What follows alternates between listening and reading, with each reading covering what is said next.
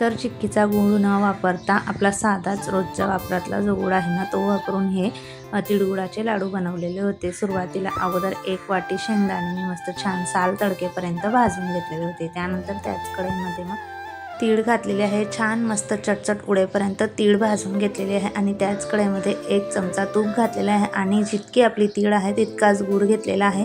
मस्त छान असा गूळ त्याच्यामध्ये तुपात परतवून घेतला आणि 2 चमचे मी पाणी घातलेलं आहे। छान मस्त असा फेस येईपर्यंत गूळ उकळवून घ्यायचा आणि अशा पद्धतीने पाण्यामध्ये जोपर्यंत गाठ तयार होत नाही तोपर्यंत आपला गूळ हा शिजवून घ्यायचा।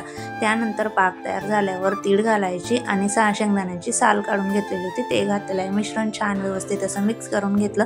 ताटाला तूप लावून अशा पद्धतीने गोळे सम प्रमाणामध्ये टाकून घेतले आणि भरभर असे लाडू वळवून घेतलेले आहेत। मस्त छान असे तिळगुळाचे लाडू पटपट आपले तयार होऊन जातात। रेसिपी आवडली असेल तर लाईक करा, शेअर करा, सबस्क्राईब करा।